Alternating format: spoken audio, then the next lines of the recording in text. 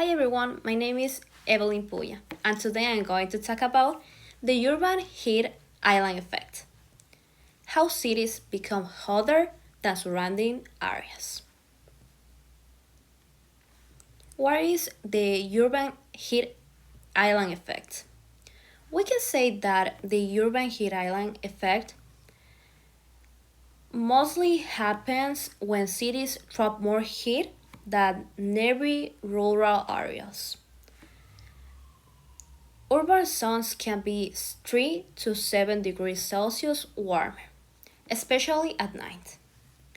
That's because buildings, roads, and sidewalks are made of asphalt and concrete, which absorbs heat from the sun during the day and releases it slowly after dark.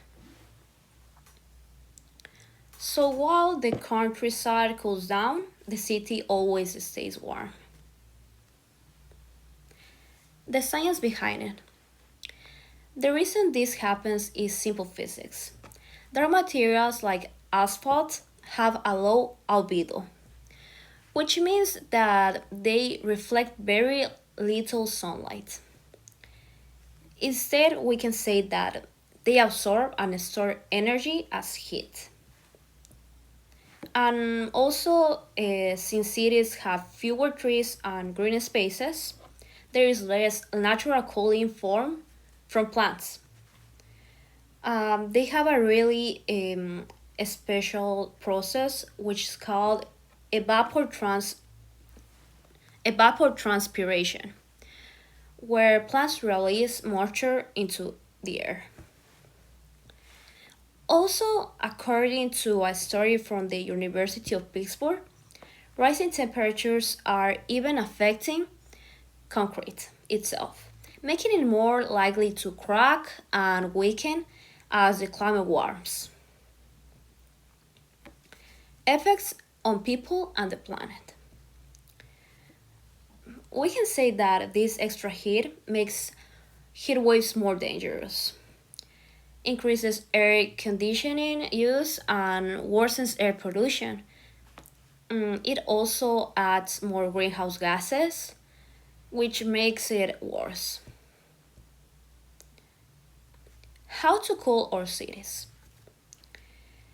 The good news is that there are real solutions. Cities around the world are using green roofs, rooftops, gardens, and reflecting roofs is to stay cooler.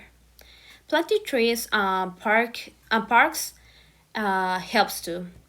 The shade and vegetations can make a big difference. Simple actions like planting more trees or choosing like lighter color materials for the buildings really work. The real work examples. Here in New York, we have several projects uh, that show how we can fight the urban heat island effect. We can saw the green roof at Pier 57 in Manhattan, which reduces city temperature and absorbs carbon dioxide. Also, we have the Brooklyn Grange Farm, one of the largest rooftop farms that grows food while naturally cools buildings.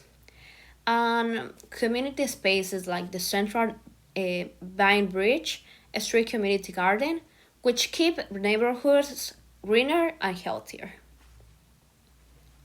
The physics connection. This all ties back to what we study in physics. Heat transfer, energy flow, reflection, and convection.